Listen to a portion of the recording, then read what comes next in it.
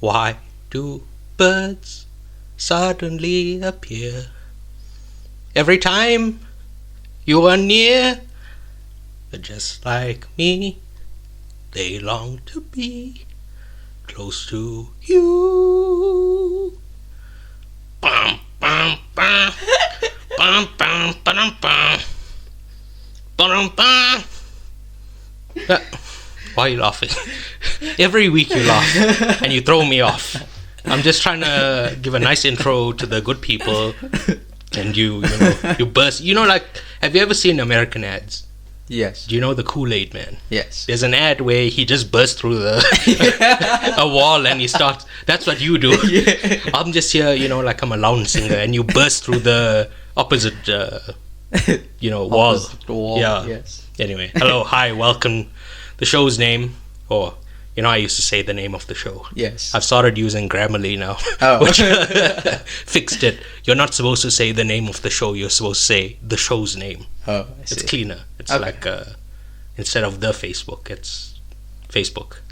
You drop the, right? Oh, I see. Okay. You drop the name of the show, it becomes the show's name. So it's the off, not the. Anyway, the name of the show is Politics.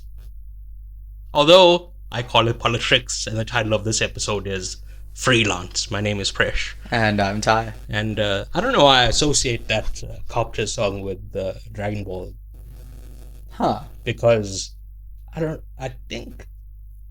So in 2017, Yes. I started watching Dragon Ball Super. Yes. It started in like 2015 or something. But I only got around to it in 2017. Okay. Like December of 2017. Yeah. So I catch up and I'm like, I still have that itch. So I Yeah. go back and I watch Dragon Ball. Okay.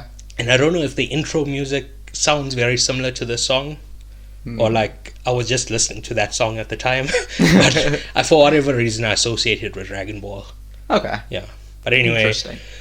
like 3 months later in March of 2018, they cancelled Dragon Ball Super. I've been heartbroken since then. I'm thinking about it, it's been 5 years now. More than 5 years. Yes. It just stopped one day. Yeah. And those fucks. Jesus. I hate them. Anyway, the Tohei Corporation, I should specify. Anyway, clean up from last week. So I was talking about corporations being people, Yes.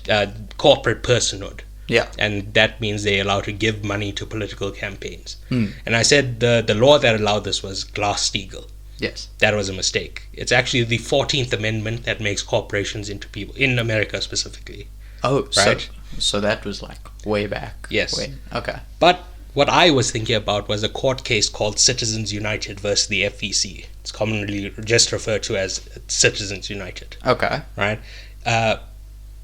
Which allowed corporations more influence over politics. Okay. Like there used to be a limit to how much they could Be involved. contribute. Oh, right. Like okay. money, how much money they could contribute to a campaign. Yeah. Or like, it's not necessarily that you donate money. You could make like a video in support of a candidate, or a video bringing down another candidate. Yeah. Right. There's lots of things you can do to have an influence on politics, not necessarily just donations. Yeah. Right. Okay.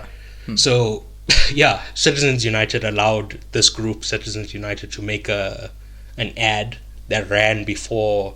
Like there's certain rules that, like, 30 days before a primary and 60 days before a general election, you're not allowed to Run those ads. Okay, Like you yeah. can run it before, but not during that time. within that 60-day period, or 30 days depending. Right. And Citizens United, they fought that and they got the right to do that. So again, it just gives like corporations more power to effect politics, which is not a good thing. Yeah. Glass-Steagall, which I did say was a law that separated commercial banks and investment banks. Yeah. Why is that important? Commercial banks versus So I guess commercial banks are like, if you want to buy a house or something, then you go to them and you ask for a loan and stuff. But investment banks are like, they'll take your money and they'll put it in the stock market or shares or whatever. Yeah, I guess. Okay. Well, it's not just, they don't just give home loans like they. Yeah, no, there's other stuff. Yes, but that's how you define. That's how I was like, what the hell? They do bank stuff, like FNB, Standard Bank, whatever. Right? Yes, they do but banks. The reason this is important was this is what led to the financial crisis, right? Oh no! Because the what is this? The banks, they were financing people who didn't have the ability to pay back those loans. Oh, I see. Okay. And that's how the housing bubble burst, because a bunch of people couldn't pay back the money, so now the banks don't have money. Yeah. So right, things fell apart. Yes. I don't know, you were like 5 years old then. Yeah. So I don't think you remember. No, not really. Yeah, it was it like almost split the world in half. It was a pretty bad thing, my opinion, but anyway, so last week we were speaking about currency manipulation. Yes. And I said I'm going to try get a more in-depth explanation for it. Okay. And I said, I might forget. Okay. And you said, if I forget, you'll have an in-depth explanation. Yes. So I forgot. So do you have the in-depth explanation?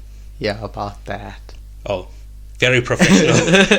Anyway, I was just lying. I do have an explanation. That was simply just to catch you out. But yes, I do have an explanation. Okay. Right? Yes. The articles I read Mm. didn't really explain it well. Okay. The best explanation I found was on Reddit. Oh. It was posted by a user, Matty Clark S. Now, I don't know if that's Matty Clark's or right, because the S was capitalized. Mm-hmm. So I think maybe like Marty is his first name, Clark is his middle name, and then S is the surname. the beginning of the surname. Right, yeah. No, not the surname. The letter S is not a surname. It's the beginning of the surname. The right? initial of the surname. Yes. Right. So his comment says, it's not the RAND manipulation saga has been so badly reported on. Excuse me. It was a global scandal uncovered in 2013 affecting all major currencies. UK, US, EU, and Singapore regulators have already fined the banks greater than $10 billion to date. Okay. South Africa is just late to the party with the fines. The impacts have been massively overstated. The 1 trillion rand is the daily volume exchanged. Of that, our imports and exports annually in 2022 make up 5.1 trillion per year, not per day. The profits the banks would have made have been far less than 0.01 of this figure. The exchange rate was manipulated in both directions, but likely not more than 1% away from the true rate at any one time. As consumers, we would have benefited slightly when the manipulation strengthened the rand and been harmed slightly when it weakened it. This probably nets out. It's not abundantly clear to me from the reading I've done that the manipulation widened the spread in general, which is what the other explanation in this thread outlines. To me, what is written is the banks manipulated the rate at certain key times of the day in order to benefit financial contracts they had and match trades out of order to help their traders get an edge. There was some note of extra pips. 0.01% is a pip, being added to certain transactions by Citibank, but not as a wide-scale practice. Anyway, the real impact would be in general just raising transaction costs. The banks profited illicitly off the rand, probably less than 10 billion rand cumulatively over the decade. I wouldn't be surprised if it were a tenth of that. I'd suspect that the EU fines were in excess of profits on on euro manipulation, and those were around 400 million euros, with a much more traded currency than ours. Since then, the Wild West forex market and banks have been seen much more global regulation.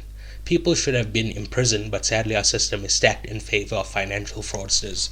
What we can do is keep people and banks accountable and support sensible and stringent oversight and regulation. Also, it's worth noting that the discourse that goes around that the rand has collapsed is a myth. It has seen some weakening over the past 2 decades, and I would encourage everyone to read this analysis. So that link I'll put in the description. Okay. Right, so they you can read further if you want. Okay, cool. So, thoughts? That's an interesting one because it's like it's very different to what we spoke about last week. Yeah. Where it was $1 trillion a day. Yeah. Versus yes, because $1 trillion a day didn't sound right. Yeah. But it's what we read. So I assume that the people at the various newspapers that reported did some due diligence and tracked it down, but apparently not. Yeah. Guess not. Yeah. Yeah. Anything else? Not really. Not that I can think of at this moment. I'll probably come back with some cleanup next The week. only thing I can say is that this guy, he said he strengthened it at some points and weakened it at some points, and he says that it balances out. Yeah. I don't know about that. Okay. Like, he didn't, or from what I've read, they didn't provide figures to corroborate that. So I have no idea about that. But this explanation makes a lot of sense to me. Yeah. Can we get into the news for this week? Yep. All right. So I have 3 stories that are linked. Okay. So after the 3 stories, we'll discuss them as a whole. Okay. Right? But during the stories, we can just, chat about it. Okay, yeah. Right? They're coming from different sources, and for all 3 stories, it's either The Guardian or Variety that I've got this from. Okay. Yeah. So I'm trying to give more credit. I usually just grab from a newspaper or whatever, and then I'm just kind of worried about that Reddit user. Like, what if I'm like doxing him? Yeah. Well, doxing is when you post somebody's address, right? Yeah. I'm just giving his username. Yeah. Right. But that being said, he could be like in a witness protection situation. Yeah. That's why he only put the S instead of his surname. Yeah. Right. And now I'm mentioning this, and like one of his enemies hears this, and they're like, "Oh, Matty Clark S, I know him." And now I just thought I'd read his analysis. Now I've gotten him killed. I feel very bad about that, right? But nevertheless, so Melissa Barrera, who starred in the 5th and 6th Scream films, was set to star in the forthcoming 7th installment, has been outspoken in support of Palestine on social media, where she has described Israel as committing genocide and brutally killing innocent Palestinians, mothers and children, under the pretense of destroying Hamas. Quote, "Western media only shows you the Israeli side. Why do they do that? I will let you deduce for yourself," she wrote on 22 October, adding, "We don't need more hate, no Islamophobia, no anti-Semitism." On Tuesday, Barrera was fired from Screen 7 by production company Spyglass Media, who confirmed to Variety that the decision was due to some of her social media posts, which were interpreted as anti-Semitic. "We have zero tolerance for anti-Semitism or the incitement of hate in any form, including false references to genocide, ethnic cleansing, Holocaust distortion, or anything that flagrantly crosses the line into hate speech," a Spyglass spokesperson told Variety. The Guardian has not confirmed which post Spyglass was referring to. That's an interesting one, because she very clearly stated, "We don't need more hate, no Islamophobia, no anti-Semitism." And they immediately went, "No, that's anti-Semitism." Alright. Well, I don't think this is anything, right? Yeah. She didn't write anything racist. She didn't write anything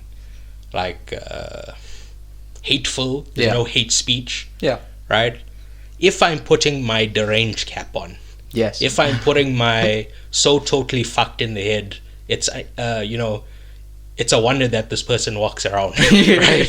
If I'm putting that cap on my head, Okay. I think they could be arguing that where she says Western media only shows the Israeli side. Why do they do that? I will let you deduce for yourself. A common thing leveled against Jewish people is that the Jews control the media, right? Right. So I think they may be saying that her saying that the Western media only covers the Israeli side is because the Jews control the media. Right. So she's implying that the Jews control the media. That's why it's anti-Semitic. I guess. But that's what I'm saying. It's like she's not saying the Jews. She's saying Israel. Yes. Israel is a country. Yes. I understand that the right wing, the Zionism movement would is saying that this is a place for Jewish people. Yes. But non-Jewish people live there. Am I right? Yeah. So it's just a country. It's the same as like, would India claim us? India, specifically us. Yes. Because we are Indian. Well, we're of descent. Yeah, we're of Indian descent. In the same way, like any Jew around the world is allowed to come into Israel. Yes. Right? And they have if they come there, they have permanent citizenship. Does India do that to Indians? As far as I can recall, I may be wrong on this, but I believe if you can trace your lineage back to India, and if you've got proof of your ancestors coming from there, they will give you citizenship. Damn. As far as I can recall. Alright. But the point I'm making is India does not represent me. No. Right? Similarly, Israel does not represent the Jews. Yes. I understand a lot of Jewish people live there. Yes. But there's plenty of Jewish people who are against what the IDF is doing, carpet bombing innocent Palestinians, right? Yeah. So her criticizing Israel getting coverage is not criticizing Jewish people, right? So I totally disagree with that. Yeah. Right? But anyway, the next story. Academy Award winner Susan Sarandon has been dropped by her talent agency. At a rally in New York, Sarandon told attendees, "There are a lot of people that are afraid of being Jewish at this time and getting a taste of what it feels like to be a Muslim in this country, so often subjected to violence." A spokesperson for United Talent Agency, UTA, confirmed that they no longer represent Sarandon. Okay, this one is kind of, I don't know. There's something that feels weird about, sure, she's not saying, they deserve getting a taste of this violence, but there's something that feels weird about that quote to me. In what sense? In my mind, it's kind of like implying that they deserve it. Yeah. I disagree. Okay. I think it's just saying, because ostensibly this can be characterized as Jews versus Muslims. Yes. Right? Yeah. And she's saying that Islamophobia is a far bigger problem than anti-Semitism. Well, Muslims are Semitic. Yeah. Islamophobia is the same. You could use anti-Semitism to replace Islamophobia. Yes. But it's understood that when we say anti-Semitic, it's usually against Jews, and we say Islamophobic against Muslim people. Yes. Right? Right. So, yeah, I think she's just saying that there's been so much Islamophobia, and now you're seeing anti-Semitism reach that level. Yes. So we should try to stop all of it. That's what I took from it. But again, when we discuss all of them, I'll give my overall thoughts. Okay. Right. The third story: a senior figure at another Hollywood agency, Maha Dakhil of CAA, has also had backlash for Instagram posts about the conflict. One of which said, "What's more heartbreaking than witnessing a genocide? Witnessing the denial of that genocide is happening." Okay. As a result, Ms. Dakhil was relieved of her duties as co-chief the Motion Pictures Department, although she was allowed to remain an agent. According to Variety and other trade publications, one of her most famous clients, Tom Cruise, made it known to CAA that he was backing Ms. Dakhil. Cruise reportedly met her at the agency's office last week to show his support for Ms. Dakhil in person. Right? Okay. Anything to say about this? I guess it's the whole genocide thing that they're kind of specifically calling it a genocide is, I think, what CAA had a problem with, even though I would say it probably is, but I don't really know, to be honest. All right. Yeah. Because it's not like the other situation with Melissa Barrera where they gave a a reason. They just they just relieved of the duties. Yeah. I will say it's pretty nice to have Tom Cruise in your corner when, like, you know, arguing with like a Hollywood agency. But unfortunately, not everyone has Tom Cruise in their corner. That is right? true. Okay, so all of these stories, Yes. I would say, can be characterized as free speech violations. As in, they faced consequences for their free speech. Well, that's what I'm trying to get at here, right? According to my definition, Yes. and how I view the world, or just, I shouldn't say that, just my definition of free speech is not being broken here, Yeah, right? I would say so. Because they're not facing consequences from the government. Yes. These are all private companies that are allowed to fire you for, frankly, any reason. Yes. So I'm not saying they're not allowed to do it. Yes. I'm saying it's bad that they're doing it in the sense that they should be allowed to say. But if the company wants to fire them, the company wants to fire them. That's not, Yeah. I'm not disagreeing with that. Yeah. It's different. Do you remember Gary Lineker? Yes. He was suspended by the BBC for saying something. He compared something to 1930s Germany, the boats. Yeah. Yeah. Right? Right. And I could say the BBC is a government agency. Yeah. Right? Or what's it called? TV station. Yeah. So if he gets fired from the BBC, that's quite clearly government retaliation. Yes. These private companies are under no such what's the word? Not Rules. rules. Yeah, rules, right? Okay. Yeah. They can fire anyone for any reason. Yeah. They don't. It's not the same thing as a free speech violation. Yeah. So there's that. Yeah. But the right wingers, this is their definition of free speech, right? It's anybody facing consequences for something they said. Yes. Their definition of free speech is that. Yes. So I assume every right winger came out in defense of these people and made the same noises they usually make when some right winger says something racist and they get quote unquote cancelled. Yeah.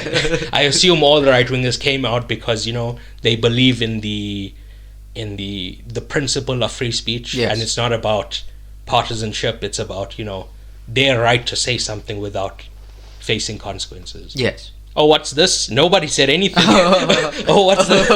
I went to all their YouTube channels to see if they, even mentioned any one of these three. Because I guess the most high-profile one is Melissa Barrera. Yeah. Because I know Susan Sarandon's a big star, but she's kind of on her way out. Yeah. She hasn't been like a leading lady in a very long time. Yes. Melissa Barrera is the star of Scream. Yes. And the other lady, Maha Dakhil, yes, she's behind the scenes, right? Yeah. So I understand if you only mention one, you said Melissa Barrera. Yeah. But they haven't mentioned anything. There's absolutely nothing. So, and anyway. I'm not talking about like your right-wing friend that you chat with. Yeah. I'm talking about like Ben Shapiro, Dave Rubin, Crowder. The heavy hitters. Yeah, like big right-wing people. Yeah. Or big right-wing YouTubers and accounts, right? Right. That's what I'm talking about, not like random people. Yeah. Your friend from down the street says, yeah, I condemn I condemn this as right. That's what I'm trying to get at here. Okay. The hypocrisy is astounding. Yeah. And checking my calendar, is this 1984? That kind of stuff. But yeah, once again, to me it's not a violation. So although I think it sucks, it is what it is, right? Yeah. These are private corporations. Yes. They can do what they want. But I'm just using this as a point to illustrate the right wing's hypocrisy. Yes. Although it doesn't really matter, right? Right wingers, they don't care if you point out their hypocrisy. They'll just do what they want, right? Yeah, pretty much. But I think it's good to point it out anyway. Just so that people understand like how full of shit they are. Yeah. Because they will crawl out the woodwork to defend racism. Yes. But when somebody's making a point about like we shouldn't let people die, we should stop racism, and they get fired, these guys are nowhere to be seen. Yeah. So, Yeah. Yeah. Now, the next thing. Yes. Also kind of related to the Israel-Palestine conflict. A 4-day humanitarian pause took effect Friday after an agreement was reached between Hamas and Israel under the Qatari and Egyptian mediation. So, Yes. this is what Biden and like a lot of people connected to Israel have been saying, a humanitarian pause, not a ceasefire. Yes. So what the fuck does this mean? They're going to bring in supplies to help people Yes. that have been bombed. Yes. They'll give them medicine. Yes. And then after 4 days, they'll bomb them again. Yes. So, do you realize how fucking stupid this is? Right? Yes. It's a ceasefire means we stop, fighting altogether. Yes. That's it. Humanitarian pause is bullshit. Yeah. But nevertheless, this is what happened, right? However, while the humanitarian pause came into effect in the Gaza Strip, the Israeli army continued its raids in the occupied West Bank. Okay. Right? Right. Trucks carrying much-needed fuel began entering the Palestinian enclave from Egypt in a first since Israel imposed a strict blockade earlier last month. Authorities in Gaza said on Friday that 150 relief trucks entered the Gaza Strip via Rafah crossing, including 4 loaded with cooking gas and 3 with fuel. The Gaza Strip needs 400,000 liters of fuel, that is 500 trucks per day under normal conditions. So, 497 trucks less than they need. Yeah. Okay. No. They sent 150. Yes. So 150 total. 350. Well, I'm assuming that last bit is 500 trucks of fuel specifically a day. Does that make sense? Yeah. Because it's 400,000 liters of fuel. That is 500 trucks. Okay. So it's 497 less fuel trucks than they need.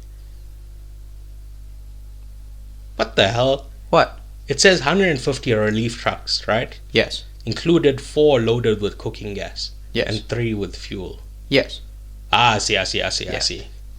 So what are the other fucking 145 relief trucks? I guess medical supplies and stuff like that. I guess water is a lot more important. Yeah, probably. Clean water. Yeah. Anyway, next story.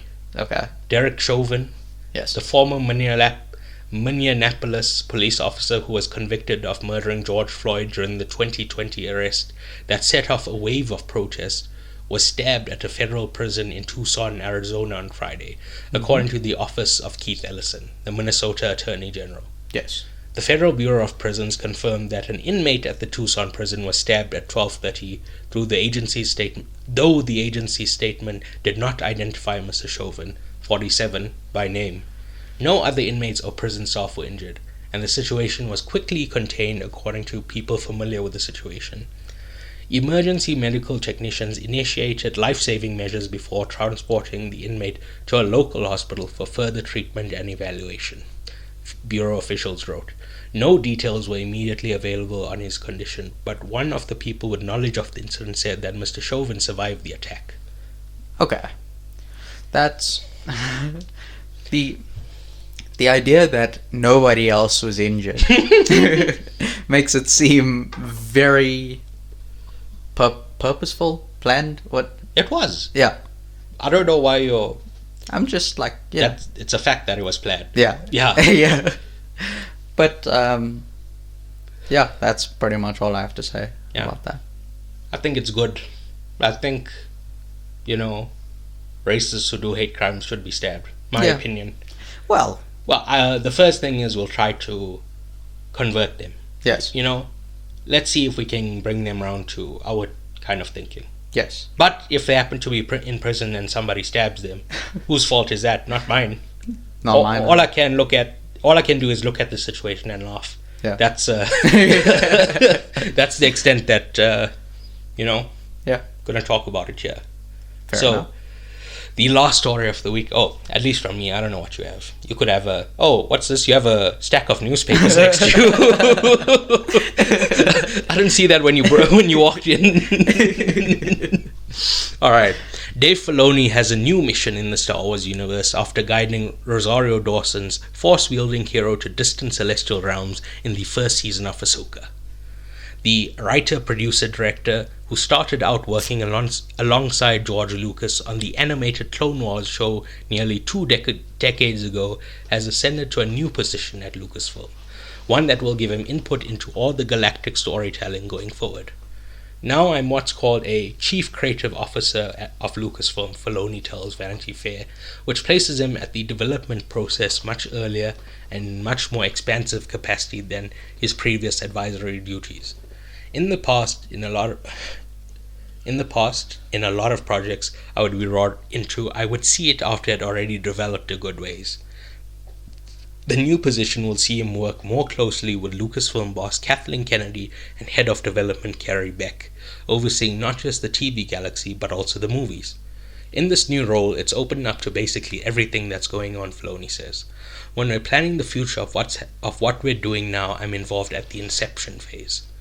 All of the movies announced as Star Wars Celebration are still in development, and Filoni will be deeply involved, but not micromanaging. I'm not telling people what to do, Filoni explains, but I do feel I'm trying to help them tell the best story that they want to tell. I need to be a help across the galaxy here, like a part of the Jedi Council almost. Literally hours now of Star Wars storytelling I have done. See, I even phrased that like Yoda. Right. I like this idea. Obviously, I haven't watched all of the Star Wars stuff. You've watched nothing. You watched one movie. You don't even know who is Ahsoka. She was either Anakin or Luke's Padawan. All right. How do you know that? Because you told me at some point. We read a news story about it. You know when they announced the TV show. Yes. That's when. When we spoke about it. Yeah. Yes. And when the show was on. But whatever the case is, you have no idea what's going on here. Yeah, pretty much. But essentially, he's going to be the Kevin Feige of the Star Wars universe. Which I like. Which I was under the impression that he was like already doing that. more or less. It's just he's gotten the title now. Yeah. He's obviously George Lucas's Padawan. Yeah. Online, people hate this. Okay. Because do you know what member berries are? No. It's a thing in South Park where, you know, like, there's a lot of stuff that's just based on nostalgia. Okay. Yeah. So the member berries will be like, hey, do you remember? And like in Star Wars, right? Okay. Because they were kind of making fun of the new Star Wars movies because it was just like a reference to something that happened in the older movie, a reference that.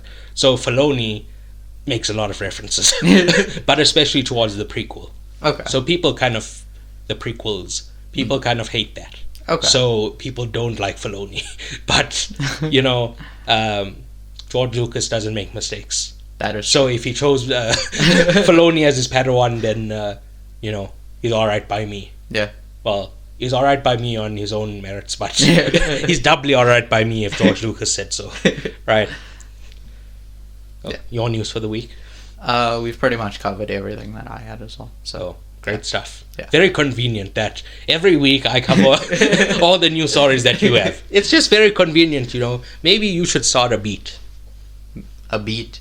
That's what they call it. You know, like, I'm on the food beat. And you, like, talk about food in whatever town you're in. Or, like, yes. I'm on the game beat. Yeah. And you talk about the new games that are released, you know. Okay. That's your topic. Okay. Right? Yeah. So find your beat. Like beetroots. You're on the beetroot beat. We're finding new information about beetroots every week. Anyway. Yes. So let's get into the movie. Okay. And listeners, you're not gonna like this. Okay. I fell asleep during this movie. Oh my goodness. I read the Wikipedia synopsis. Yes. And it seems I fell asleep within the first 20 minutes. So I'm going to kind of hand it off to you. Okay. Well, I do have some thoughts. Yes. But for the majority, I need you to, go through. Carry this. Okay. It's like, do you know Master Blaster? No. All right. Well, in Mad Max, the third one, Thunderdome, Yes. There's like a giant man Okay. and like a Tyrion Lannister. A short person. Someone with dwarfism. Yeah. Yes. So a Tyrion Lannister, he's like the controller. Yes. And the big guy, he's the body that does stuff, Right. that like fights. They Okay. like combine together, right? One is called Master, one is called Blaster. Right. Right. Master Blaster. So they Master Blaster. Okay. Anyway, that's what we need for this section. Okay. A Master Blaster situation. Okay. But got it. I'm the master sitting on your shoulders. You're the The blaster. So blast. All right. Well, we'll get into the context, right? Okay. So there's not really any context to be provided, as this is an original movie. Yes. What I can say is that the director's name is Pierre Morel. Yes. Do you know who that is? He's a director. Great stuff, once again.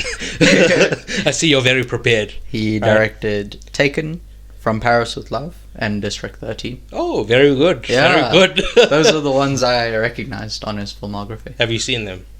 No. Any of them? No. All right. None of them.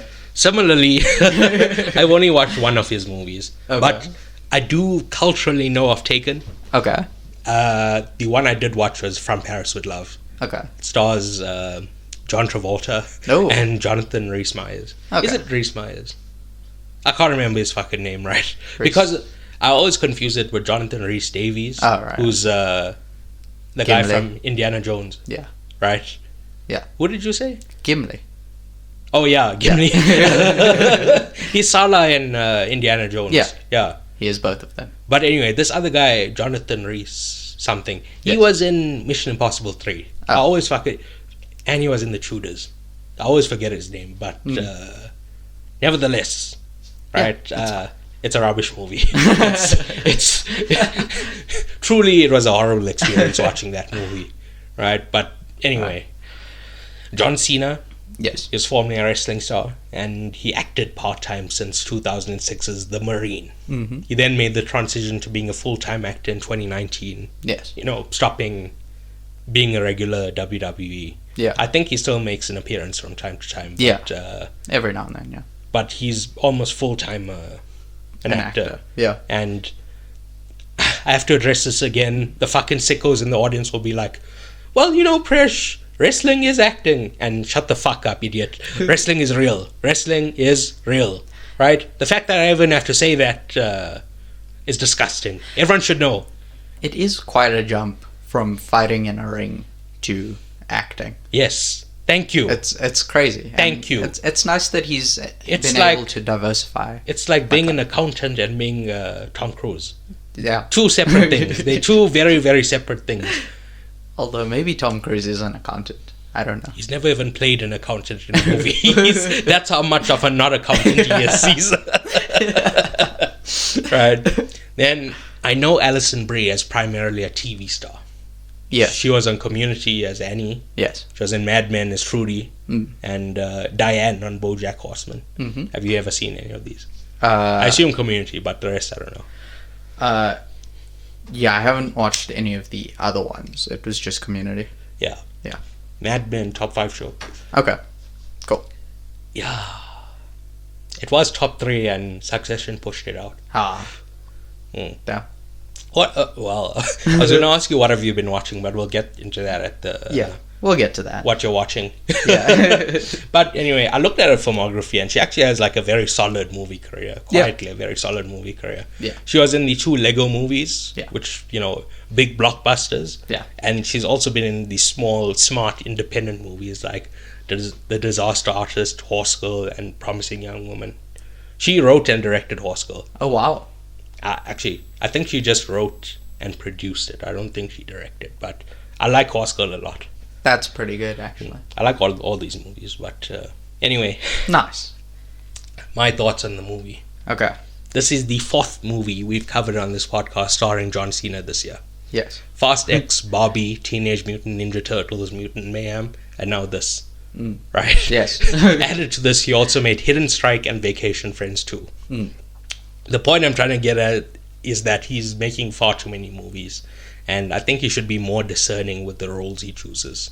Okay. In the wrestler to actor pipeline, I see two paths, right? Mm.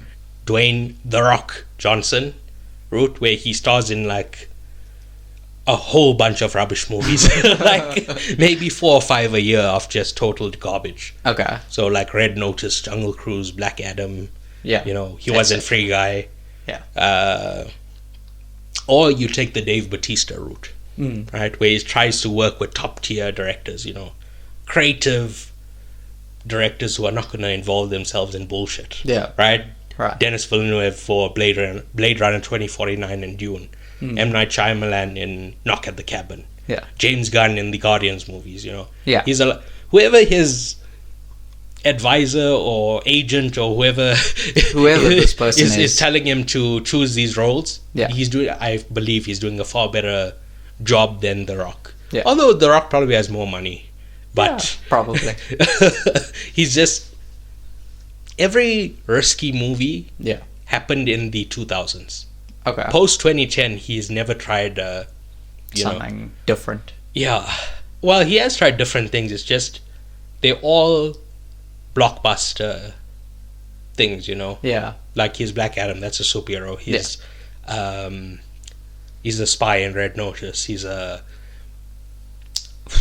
Like an adventurer, I guess. yeah. In Jungle Cruise. But the point being, they're different roles. It's just they're all in the same type of movie, a big blockbuster.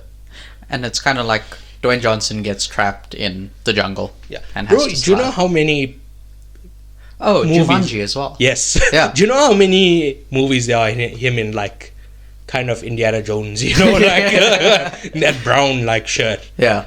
He's in so many. Somebody posted like 4 pictures, and it's like these are from 4 different movies because he loves doing it, right? Yeah. So yeah, sorry for knocking The Rock if you're a big Rock fan, but truly, I do not like his filmography. But also, if you are The Rock and you're listening to this, hi. Yeah. Yeah, Well, that's about it. get me to advise your career. Let me, you know, I can turn you into like a Marlon Brando, Yeah. you know. Yeah. Hit me up. Yeah. So here we go. Okay. He found companionship / brotherhood with the army, right? Mhm. And he confused it for purpose. Okay. Because when you go back home, Yeah. he clearly has no friends. Yeah. He's just, you know, like he works alone, right? I guess he's got. Yeah, he works alone. Sorry. Yeah. Continue. He, like Christian Slater, I guess, but yeah. he knows him from the army, Yeah. right? Everyone, he has no like people to bond with, or like, I assume part of why he's kind of frustrated at home is because he's extremely lonely. He has nobody to like. I understand he has his family, Yeah. but that has its limits. You know, you also need platonic time. You know, Yeah. You also need friends. Yes. You can't just have your so family. I immediately like thought, oh, this is you know, this guy needs some therapy. And then like later on, you see his wife, Yeah. right? He tells him that the boy his daughter hit, Yeah. his father is a real lawyer. Yeah. Which is very undermining, you know. And they have like a very toxic relationship. Yeah. So again, therapy, right? This is possibly, you know, Mr. Robot, Yes. when he asks John Cena, do you know any good lawyers? Yeah. John Cena says no. Yeah. And I assume that's because, you know, his wife keeps undermining him, and this, like, It's kind of. it drops his confidence, Yeah. right? Right. Yeah. Makes sense. Anyway, the next thing is when his daughter said that a boy tried to kiss her. He says, "You're 9," and she corrects him, saying, "I'm 8." And he shouts back, "That makes it worse." I burst out laughing. That was right. There's some great comedic stuff in this movie. Well, that's the only one I know, because if you recall my situation, right? Yes. The opening scene, I guess it's shot with like a GoPro or something. Yeah. Where he starts off as a child and he gets beat up, right? Where he becomes a lawyer, when he goes to the army, when the helicopter crashed, you know, all of those. I could understand it, and you know, that's usually the problem with these types of camera Shots, I guess. yeah. It's, you usually can't tell what's going on. It feels very like chaotic and stuff. You could tell what was going on here, which I liked a lot. Yeah. But it doesn't feel very cinematic. Yeah. It feels very like low cost. Even, oh sorry, you were going to say something. I do wonder if they open up the field of view a little bit. Sure, it's not, it's not an accurate representation of human peripheral vision, but you'd be able to see a little bit more. Well, they're very clearly trying to do something. Yeah. So I understand what they're doing. I'm just saying I didn't like it. Okay. I'm not saying they should, like they did something wrong. I'm just saying taste-wise. Yeah. Okay. Yeah. Yeah. Anyway, sorry, to just go back, I think John Cena is a talented actor. Yeah. And he has really He's good great. He has really good comic timing. But Yeah. the roles that he chooses are letting him down in the same way Dwayne Johnson does. That's what I was trying to get at before, but I forgot to end off that point because I was so, I was having such a good time slamming Dwayne Johnson. Right. It's fine, he's probably stopped listening by now. It's a damn shame too. Right. The scene on the bridge where he takes control of the car and John Cena saved them Yeah. kind of sucked.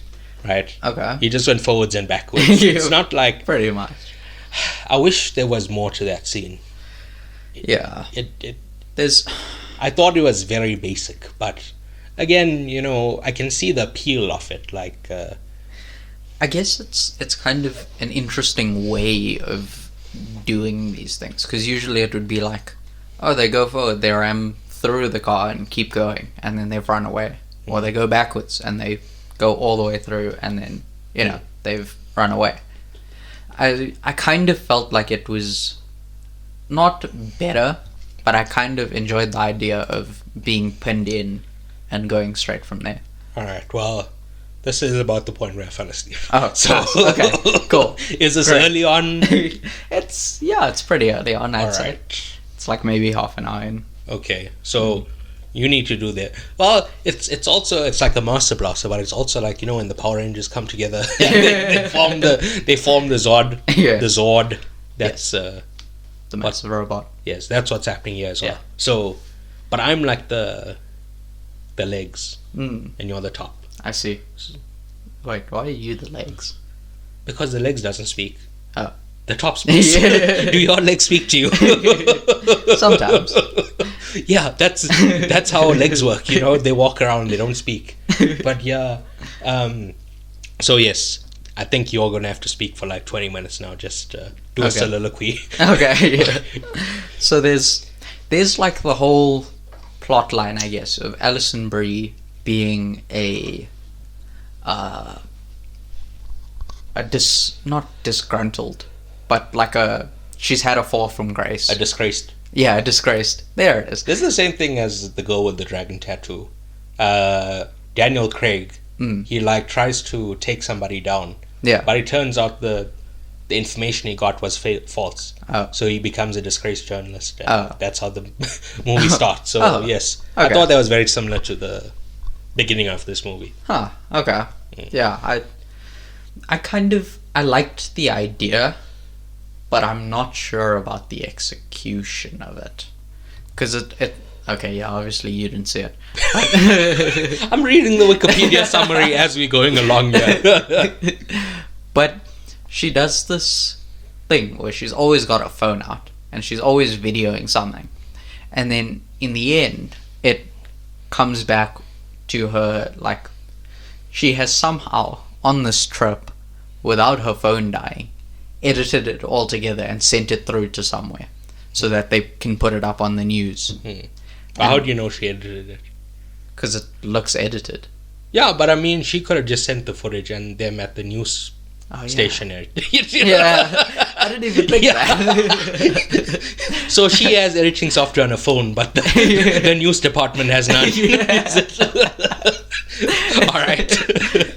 Yeah, but I thought you were going to say nowadays people, they're just too busy on the phone. I wish Alison Brie was, present in the moment, but she was too busy. She was bloody playing Clash of Clans on her phone.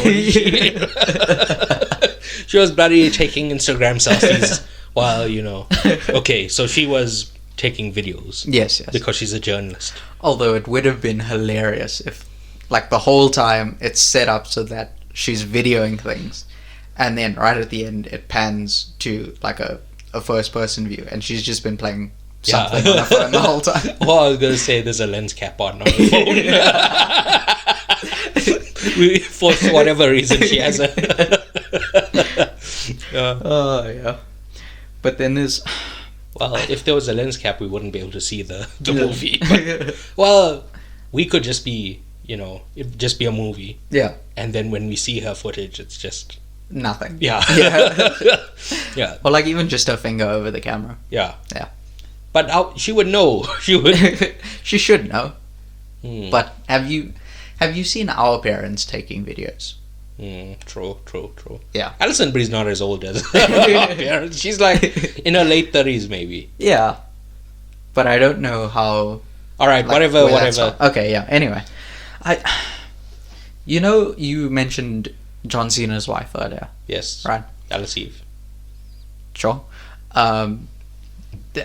There was like this whole thing where it was like, I know you saw that, but she was like, originally she wanted to separate from him, right? And then as soon as he tells her about the job, it's like, no, don't go do that. Stay here. It'll be fine. But I feel like she needed to make up her mind about that. I don't think that's an issue at all. Okay. Because she was more saying it. She said, I don't want my daughter to grow up without a father. So I think she was saying, stay for your daughter, but I don't want to be with you. Right. That's so instead, it's not stay, I want to be with you, but stay so you don't die, so you can take care of your daughter. Okay. That's what I took from it. That does actually make sense. All right. Yeah. So the person who fell asleep was paying more attention. All right. The fits are outrageous. Are they? I would say so. She was wearing a pantsuit. Well, okay. Very Hillary Clinton. That's the first thing I thought as I watched her come out of that building. Yeah. Madam President. Madam Clinton. Madam Clinton. Madam President. I just like Venegas. I'm hashtag with her. Sorry if this offends. This offends the Bernie bros. Those bloody misogynists. They hate a woman in power. Oh. That's why she lost. It wasn't her fault. It was everyone else's fault except her. I see. Yeah. Yeah, Anyway. makes sense. I liked Venegas' suit, especially. Venegas. The president. Oh yeah.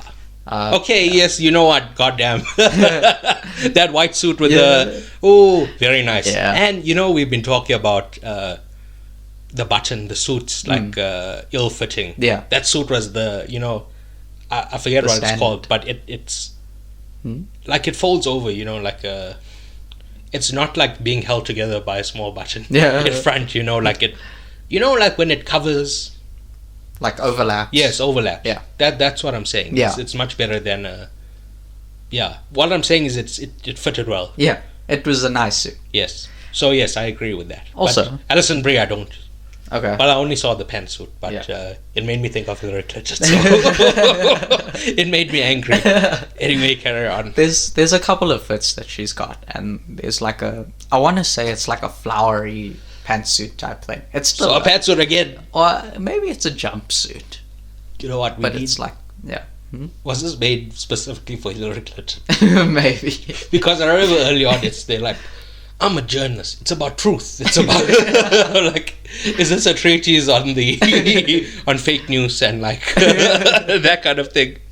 Although, Truth is the name of Trump's social media platform, so it could be for Trump. I thought that fell apart, didn't it?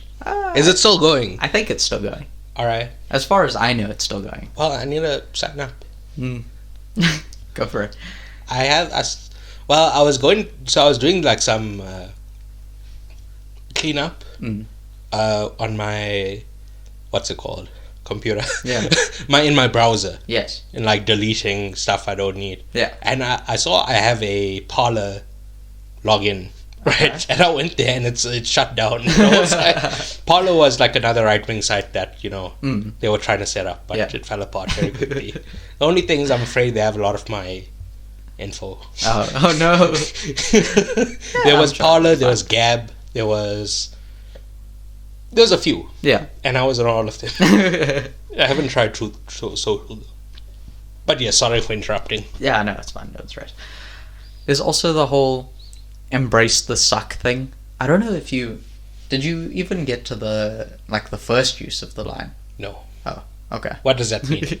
It's just it seems to be like a soldier thing, where it's like John Cena will, if they're going through something terrible, he'll just go embrace the suck, and it's like, you'll get through this. Did he say Semper Fi at any point?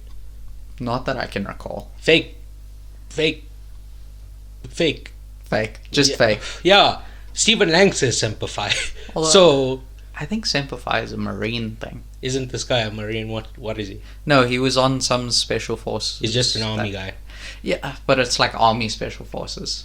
Special army guy. Yeah, he's a special army guy. Alright.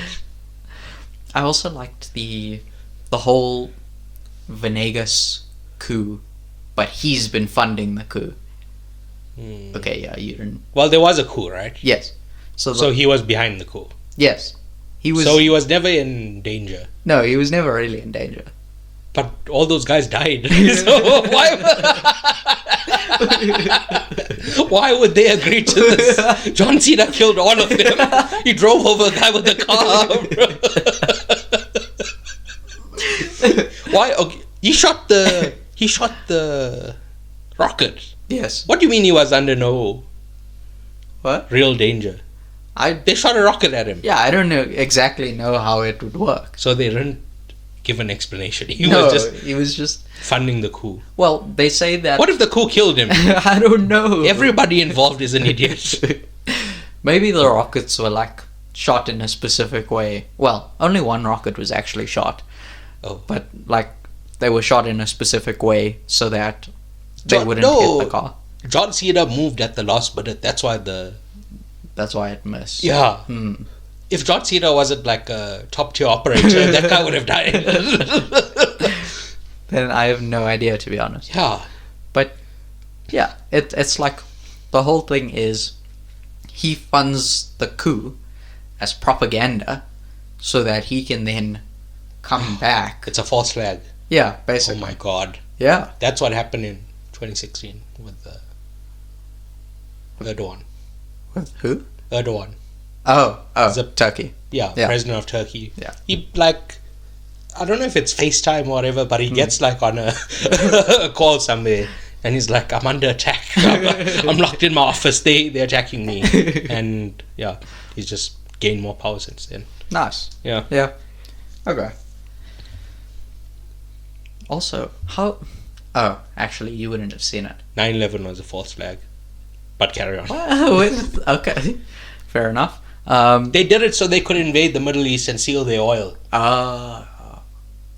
So that means Americans did 9/11. Yeah, George Bush specifically. Yeah, Bush did 9/11. Yeah. Of course, yes. Yes. Well, he's just the puppet. Who's his vice president? I have no idea. Oh, great stuff. Dick Cheney. Dick Cheney is the emperor, and George Bush is Darth Vader. He's his henchman. He's just the most powerful henchman. Yeah. Yeah. But anyway, that's pretty accurate. Your next point.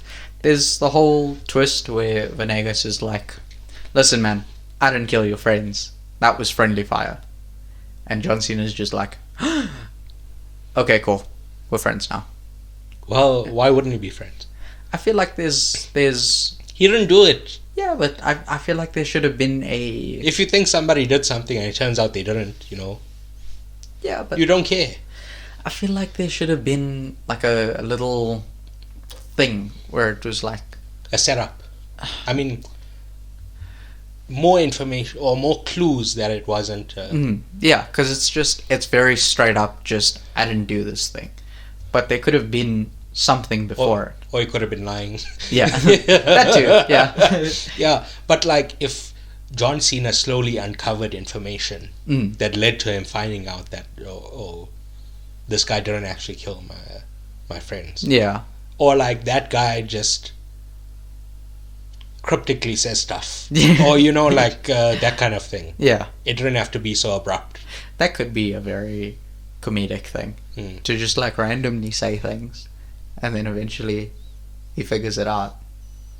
But why would he be saying it cryptically? I don't know. Yeah, that's what I'm like. But yeah, I feel like they could have done more with that. Alright. There's also the militants, or I think they're called militants. The bad guys, effectively. The guys who are running the coup. Why did that guy have to be Afrikaans?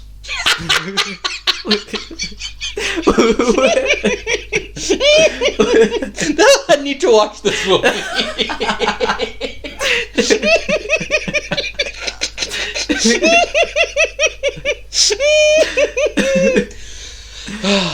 Have you seen Lethal Weapon 2? Yes. Where the guy says diplomatic immunity.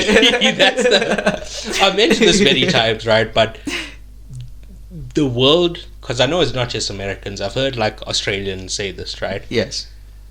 They don't call that an Afrikaans accent. They call it a South African accent, because that's just how we've been represented in film. When like DiCaprio in Blood Diamond as well. Yes. That's but yes, I love when there's that Afrikaans. And they're doing a thick accent.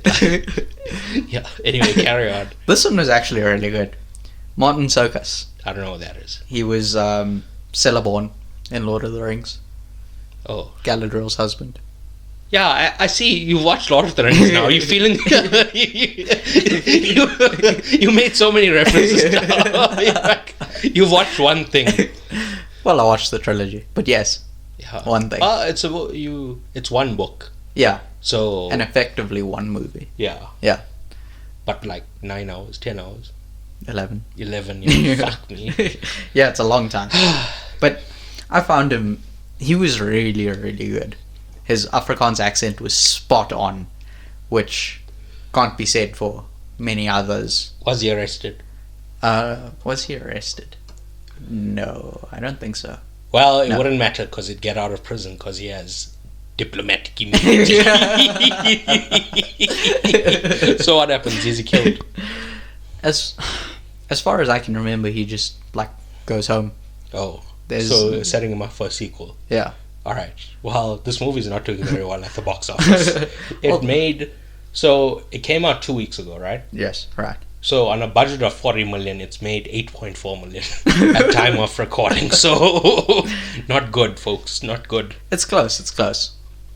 It's almost like an eighth of the way to making a profit. Good stuff. Yeah. Pretty close. Yeah. It's on its way there. Also, the score. I don't know how much you... Not really. Yeah. But, it's more towards the end of the movie. It kind of... I wouldn't say it adds a lot, but it does a lot for tension and, making you feel, which is usually what the score is meant to do. But yeah, it's quite. I enjoyed it. Although, I guess it's kind of score / soundtrack, because they do a lot of. Sorry, you said the score is supposed to make you feel. Yeah. I think it's to show who won the match.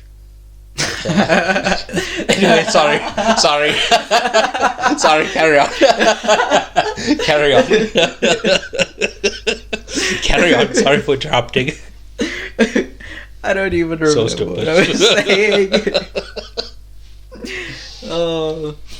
But yeah, they use a lot of like regular songs as well. Like, it's not just score. It's also, like what? What do they play? I don't even remember. Wow, great stuff once again. I should have noted it down. Well, God damn it. I thought you knew all the music. Don't you think of yourself as the music man? No. It's like the Muffin Man, but for music. He's the music man. I'm actually just Billy Joel. I'm the piano man. Oh. He's from The Boys. The Boys? Yeah. Billy Joel? Yeah. Huh. Huey likes him. Yeah. And knew his mother. Oh, yeah. Yes. That's when I found out about Billy Joel. Huh. The Boys. Nice. Actually, I'm pretty sure I heard The Piano Man once. Yeah, probably. My one friend loves it. Yeah. But anyway. It's also a great song. Yeah. And then, yeah, I mean, we kind of touched on it already, but the comedy. Like, okay, you said you only saw the interaction with this kid. Yeah. But the kind of, I don't want to, is it chemistry? Does it count as chemistry between John Cena and Juan Pablo Raba? Yeah. Yeah. Men can have chemistry. Yeah. That's very homophobic. Listeners, let's cancel him. Let's hashtag cancel him. Get his ass. But, yeah. So what do you think gay guys do? They just... No, man. They're just very awkward with each other. They're like, let's go somewhere. They have no, banter. Yeah, I'm not sure about if it's called chemistry, if it's not romantic. No. So it still counts as chemistry. A platonic chemistry. Yeah, platonic chemistry. They have some zingers that are very, very fun. Like? And then, I didn't think you would ask like. It's like, you're never ever prepared for a follow-up question. You just there's a little bit where Venegas is going into like a press conference, right? Right at the end, and John Cena goes, "How many people in that room want to kill you? Just so I know, so I can protect you, right?" And he goes, "Probably about half, maybe more." I thought he was gonna say all. That'd be. You just need to start throwing knives as we walk in. But anyway. And then Alison Brie also adds just a little bit of stuff as well. Like right at the beginning, when he first meets her, she's just stone cold. Yeah. I didn't really laugh, but I thought it was fun when he's like, "Ma'am," and she signs his thing. But yeah, she adds a little bit as well. Like there's a... So you're saying she's the weak point? I wouldn't say she's the weak point. No, not the weak point. Just... misogyny. No, man. Alright. She just kind of...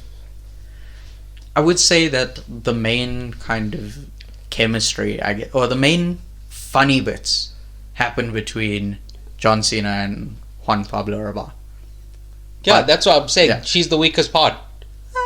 You like everyone else, you don't like her. No, I wouldn't say I don't like her. Who's the weakest part then? Maybe Christian Slater. Wow. To be honest. Mr. Robot's not a bad guy. No. He's not a bad guy, but I don't... Anyway, carry on. Make your points. What else was that? Oh, yeah. Yeah, she adds... Oh, there's also there's a thing where they're showering in the village. And I'm sure it was in the trailer, where John Cena and Alison Brie walk out of the shower at the same time. And it's like, it's two showers next to each other. So they both walk out and they're both naked. And they're like, I'm so shocked. I'm so sorry. I didn't mean to do that. And then Juan Pablo Raba just walks out and he's immensely confident. And you know how petite is small in French? He looks down at John Cena's penis. Yeah. Alright. And he goes... Why couldn't you say penis? I was thinking of a euphemism Dick. To phrase it nicely. Yeah, I guess. Or like schlong. Johnson. Yeah, Johnson. Alright, carry on. Johnson. He's John Cena's Johnson. He looks down at John's son. John's son. Yes. John Cena's son. John Cena's son. His penis is his son.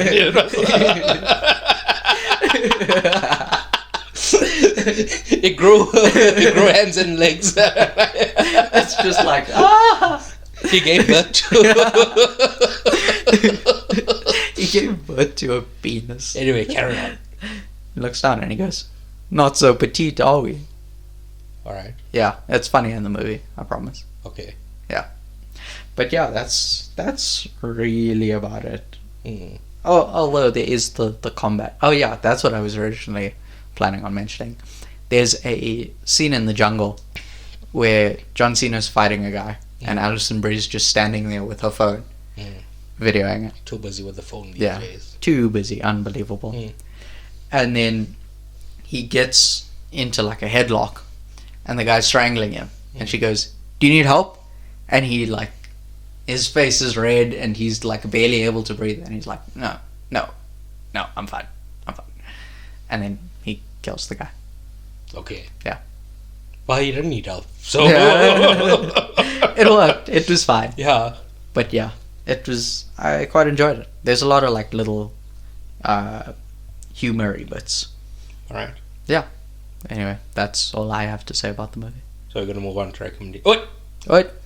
Oh, ratings. That's not what I was thinking. Okay. How are you gonna be married to Alice Eve and be upset? Come on, Chief. Not a very realistic movie. Anyway, ratings. I gave it an 8. Well, I enjoyed it. I'll rate it when I eventually watch it. Okay. So, yeah. Okay, cool. Can we get into recommendations? Yeah. Do you want to go first or should I? I can. Okay. I watched Scott Pilgrim vs. the World because I saw that there's, I think it's an animated series that released this past week. So before I did that, I wanted to rewatch the movie. Just kind of, not really in preparation, but just because Scott Pilgrim is really fun. And for me, it's a proper 9 out of 10. Scott Pilgrim. Yeah. It's a lot of fun. I really enjoyed it. A lot of nice visual gags. Yeah.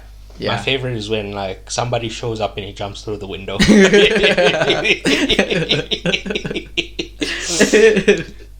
Oh, it's great.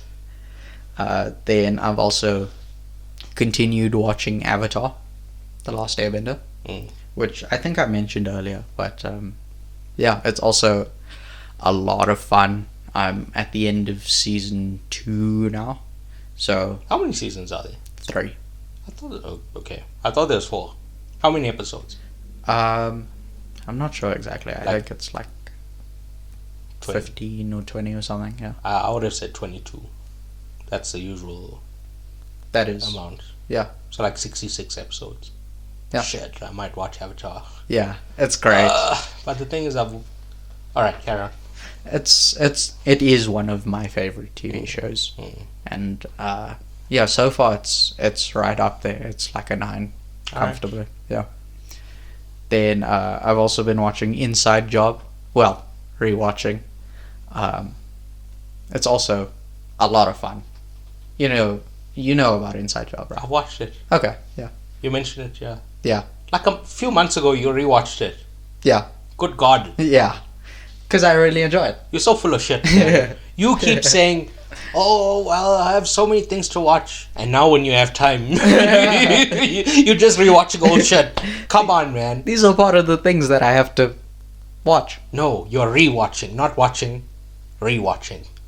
Which the root word of is watch. It's re. Re is the. It means you're doing it again. Yeah. But the root word is watch. But that's what I'm saying. Why not do new stuff? I have been doing new stuff, which I will get onto next. Because the two... Oh, yeah. Everything you've mentioned, you're rewatching. Yes. Jesus Christ. Yeah. Name something else. I think you should leave. Yes. Yes. Finally. After months and months, you've got something.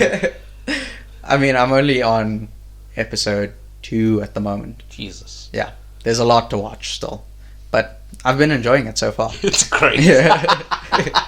It's good fun. Yes. It is, yeah. Then my favorite one, well, when you get to it, right? Yeah. There's like an old guy who's like, "Oh my God, he admitted." I love saying that when like, "Oh my God, he admitted." You say it on the pod all the time. And now you understand that reference. Yes. You're familiar with that IP. Yeah. Yeah. Watch Succession. I know. Watch Succession, watch Mr. Robot. Don't watch rubbish. Well, I this next one Yes. is definitely 100% not rubbish. All right. Brooklyn Nine-Nine. Okay. Yeah. Also, an absolutely banger TV show. It's fine. Okay. Police propaganda, which you love. And you also support Israel. What? I should have mentioned that earlier. Where did that come from? That's because you do. No. Look, it's a conflict, right? Yes. And there's two sides of the conflict. Yes. And I'm pro-Palestine. Okay. Which means you're pro-peace. pro-Israel. So, here we go. We have to choose a side, right? We can be on the same side. That's not how it works. You have to choose a... Why? Like, you're playing FIFA. Yes. And you both choose Liverpool. Oh, you could play on the same team. You could choose... Like pro clubs. You should choose Man United. You get me? Or... Anyway, carry on. You could play on the same team. Yeah, that's my point. Anyway. Then I also, finally, watched the Top Gear Africa special. Which is also outrageously funny. That is the first time I've watched that. Okay. Yeah. I was going to ask. Yeah. You saw me. You saw my eyes light up. It is so well shot. So well. They travel across the desert. Not the desert. It's Uganda, Rwanda, Tanzania, and one other place. I may have watched this. Yeah, it's a lot of fun. I used to watch Top Gear. Yeah, I same. don't even like cars. I still don't like cars, but Top Gear, it's just a lot of fun. Top Gear gave me my love of cars, I would say. Wow. Yeah. If I could go back in time and destroy Top Gear, like light it on fire. Their production office on day one. Get in the new hosts way back then instead of... You know, this wasn't the original cast. There was like a... yeah, there was a whole other Top Gear before 2001, I want to say. Yeah. Anyway, whatever, carry on. Yeah, it's just really, really fun. Like, I love the comedic timing.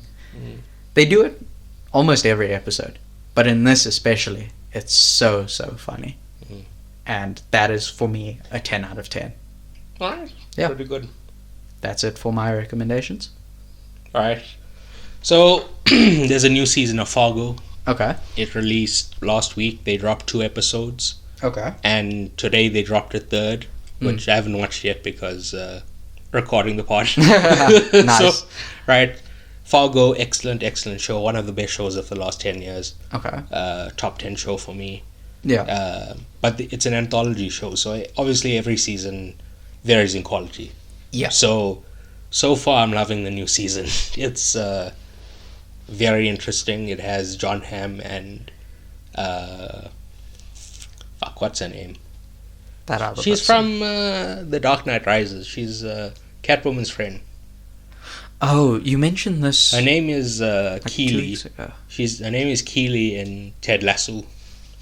Yeah, I don't know. But Juno Temple. Okay. Right? Juno Temple is the main character and the antagonist is John Hamm. Okay. So I've had a lot of fun in the first 2 episodes. Nice. Okay. And I think, you know the black guy from New Girl? No. Is Winston. He plays Winston. I don't know his name in real life, but he's on the show. Okay. Anyway, then I watched The Curse, which is Nathan Fielder's new show. Do you know Nathan Fielder? Yes. Who's he? We've spoken about him before and I should know. Anyway, one of the funniest people on TV. Right? He has a few shows. Okay. But he made Nathan For You. Yes. Which I think you should watch. Okay. Before you rewatch anything else. Okay.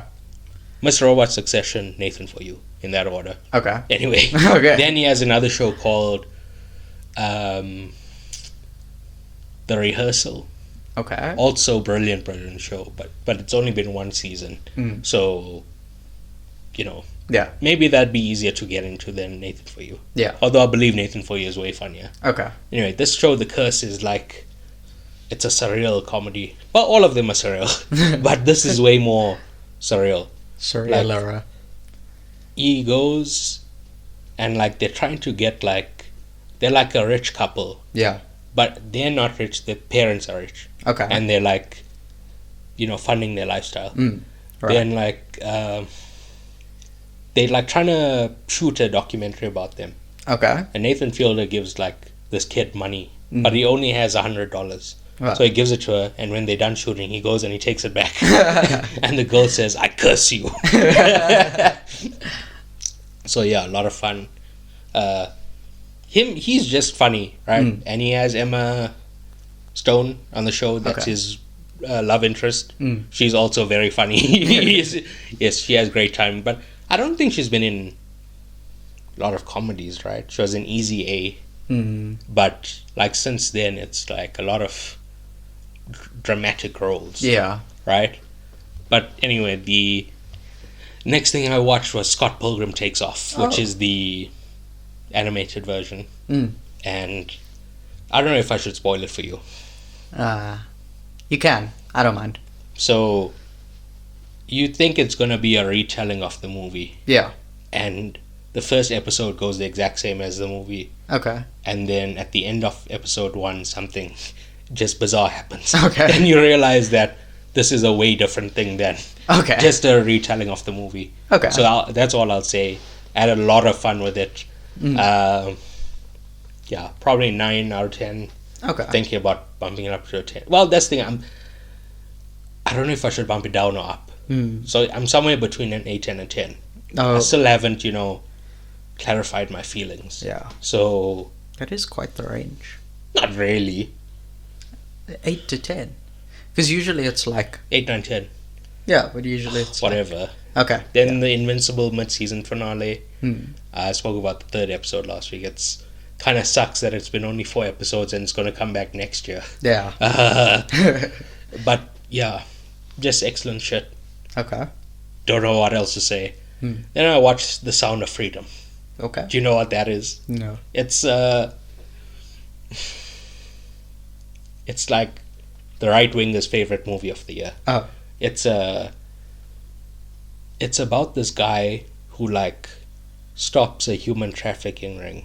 Okay. So the right wing are like, this is about, they're getting the sickos, Oh. right? Oh, I see. Okay. But this movie is historically inaccurate. Okay. Like, right. Do you remember this? There's and I said, and we're going to talk about this next week, but I don't really watch movies for accurate information, right? Yeah, right.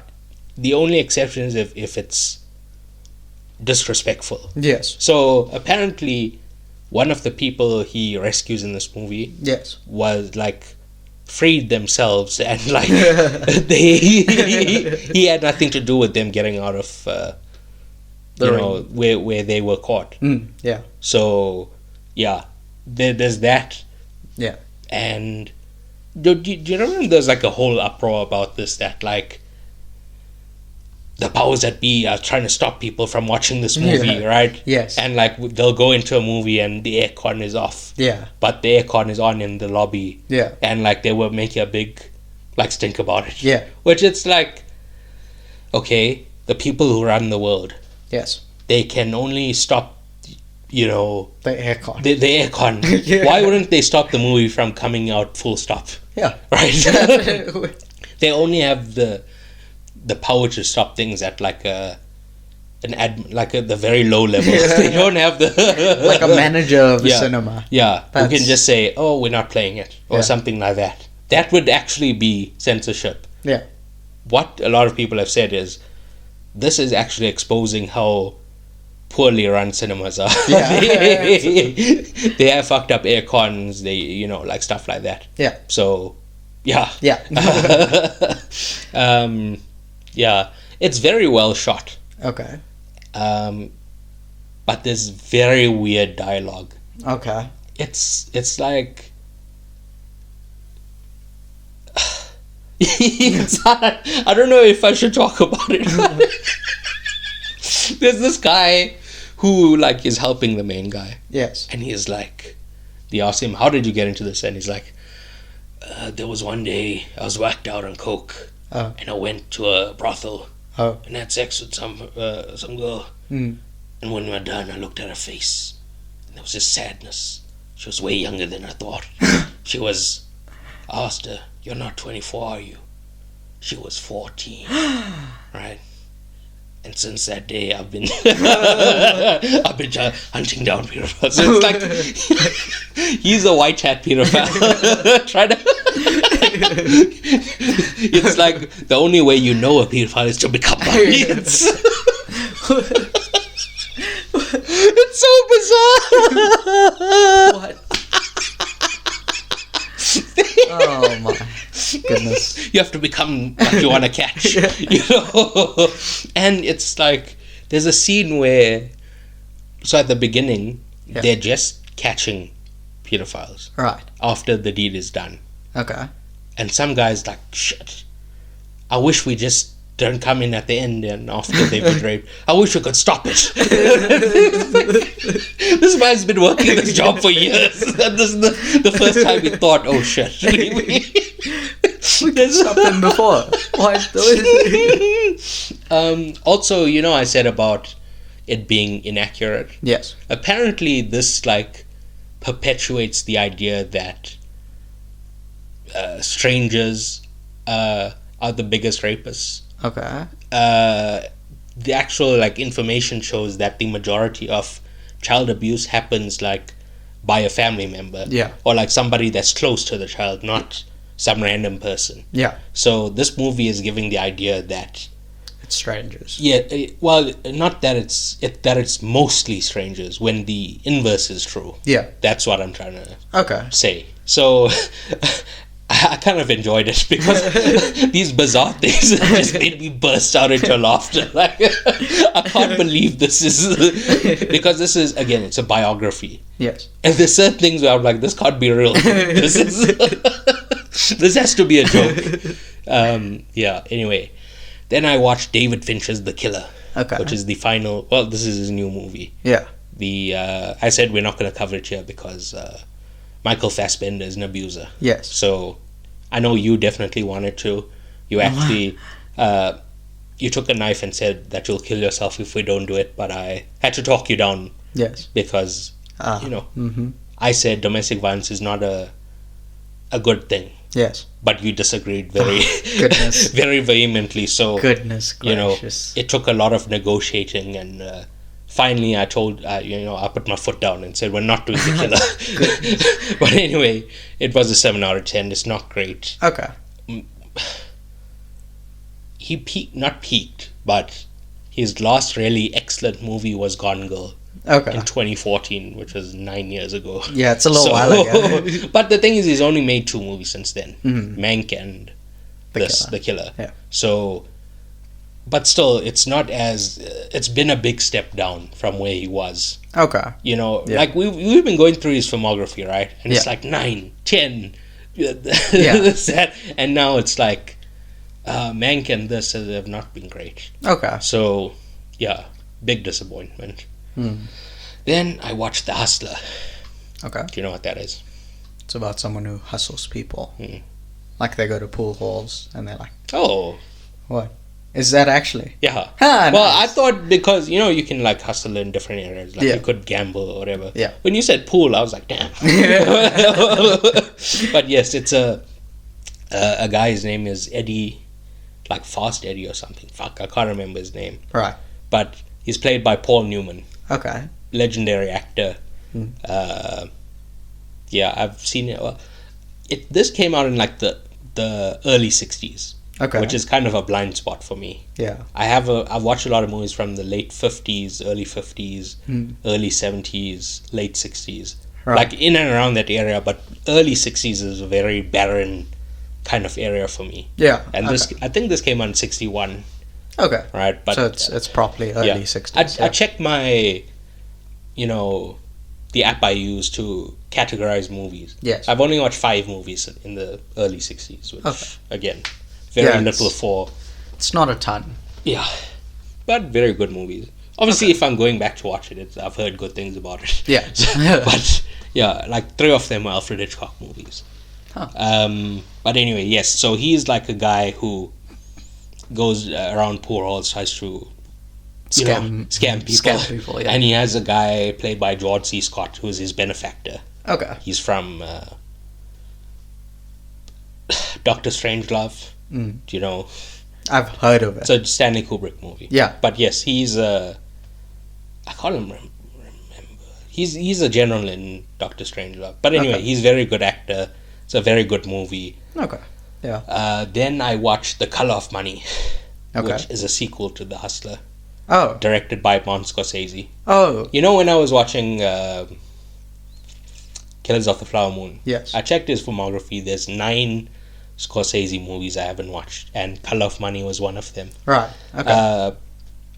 It's like a 7 out of 10. Okay. The Hustler is a 9 out of 10. Okay. Far better movie, but I believe Paul Newman's performance in The Color of Money is far better. Okay. He won the Academy Award for, I can't remember if it was Best Supporting or Best, main character, Yeah. main Best actor. actor. Yeah. For this. But a lot of people say that he actually deserved it for The Hustler, and Okay. they gave it to him for this movie as kind of because they were sorry about Repentance. yeah, Yes, like they were trying to make up for not giving him the Oscar the first time. Yeah. Right. Right, and not just The Hustler, for like all the other movies he had done up until that point that deserved Oscars. Like he was nominated for Cool Hand Luke, and I can't remember what else. I think maybe Cat on the Hot Tin Roof. Okay. Whatever the case is. Yeah. Oh, you would probably know Paul Newman best as, do you know the movie Cars? Yes. He's the blue car that, Doc Hudson. Doc Hudson, yes. Doc He's the Hudson. voice of Yeah. Doc Hudson. Yeah. That's where you would probably know him. Yeah. But, yes. he was also in the movie Road to Perdition, which is based on a comic directed by Sam Mendes, starring Tom Hanks. Okay. I doubt you would have seen it, but No. he's the mob boss. Okay. The mob boss's son kills Tom Hanks' son. Oh, I see. Okay. Tom Hanks kills the mob boss's son, Right. and played by Paul Newman, he's the boss. Yeah. And so Tom Hanks was like the boss's right hand man. Yeah. So they like go against each other Okay. because Yeah. his son killed his son. Yeah. I don't know. I actually don't 100% remember the plot. Maybe I'm getting it wrong. I think maybe Tom Hanks' son killed somebody, Okay. and thereafter Tom Hanks' son. Was killed. No. What? Tom Hanks' son killed somebody, Right. and they're going after Tom Hanks' son. So Tom Hanks has to protect his son. All right, I can't okay. remember. Yeah. But, right, Paul Newman, just legendary actor. Yeah. Associated with Robert Redford. Yeah. They were Butch Cassidy and the Sundance Kid. Mm. And, in Avengers Endgame, Yes. or not Endgame, Winter Soldier, Yeah. when Robert Redford goes to his fridge, Yeah. there's like a milk carton or Oh, something yeah. like that with Paul Newman's face on it. Yeah. It's like a little Easter egg. Yeah. And so that's my Your recommendation. yeah. But yeah, the point I was trying to make is Paul Newman in The Color of Money is excellent. Okay. He takes on the George C. Scott role, like Right. he's he becomes the financier and the like coach of Tom Cruise. Okay. And That's like a cool idea. Tom Cruise is very young in this movie. Mm. He's very like brash and like I don't really like him too much, but It's a very Tom Cruise thing. Like when he was young, he was very brash and kind of. what young Tom Cruise movies have you seen except for Top Gun? Just Top Gun. Yeah. Okay. And Mission Impossible, the first. That's Mission not Impossible. young Tom Cruise. I would say that is. That's like near mid-career Tom Cruise. Oh. He started acting in the early 80s, like 81. Oh goodness. And Mission Impossible was 96. He is way older than I thought he was. Yeah, he's like in his 60s now. Huh. That's what I'm saying. He looked good. Yeah. He looks really good for 60. Well, we can just Google how old he is. But I'll do that in the cleanup next week. Okay. So, thank you for listening. Please remember to rate, review, subscribe, give a like, etc. Importantly, it needs to be a 5-star review. Has to be. Please subscribe on Patreon to listen to our movie commentaries. You can find all our links at paicip.com. That's PAICIP.com. Please tell a friend. Tell that friend to tell a friend. Tell a family member. Tell everyone. And, goodbye. Cheerio. Au revoir.